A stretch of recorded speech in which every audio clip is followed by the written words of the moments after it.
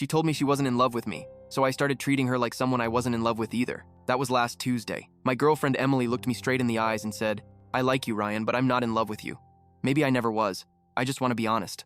I asked if she wanted to break up. She nervously smiled and said, "No, I love living with you. We're a great team. I don't want anything to change." I nodded, but inside, something shut down. If she only wanted me as a friend, fine. I'd treat her like one. By Wednesday, everything was different. No good morning kiss, no sweet texts. When she asked what we were having for dinner, I said, "I'll grab something on the way." That same day, I canceled the weekly flower order. $12 a week is too much for someone who sees me as just a roommate. That night, she tried to cuddle on the couch. I got up and moved to the armchair. The confusion on her face was clear. On Thursday, I moved into the guest room.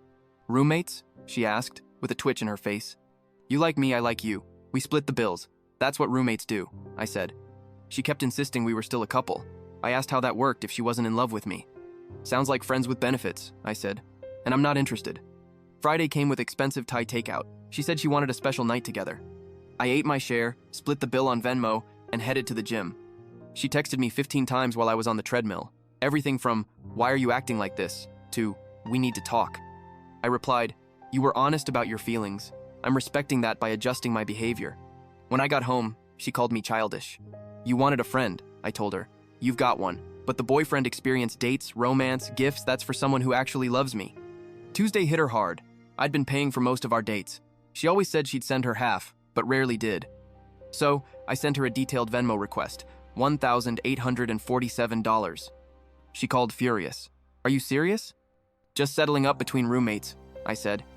Thursday, her car needed $2,200 in repairs. I used to help her with big expenses like that. "Sorry," I replied. "Maybe try a payment plan." "You never used to be like this," she said, almost crying. "I used to help my girlfriend," I told her. "Roommates don't usually cover stuff like that." On Friday, with tears in her eyes, she said she did love me. "Were you lying before, or are you lying now?" I asked. Saturday, she called her parents, expecting them to side with her. Silence.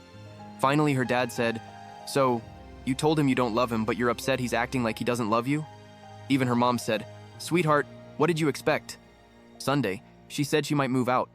I told her, "The lease is in my name anyway. I want someone who actually loves me." On Monday, she admitted it was all a test. "I read this article about brutal honesty in relationships," she said. "I wanted to see if you'd fight for me." "I didn't stop loving you," I told her. "I just stopped showing it to someone who said they didn't want it." "Is there any chance for us?" she asked, crying.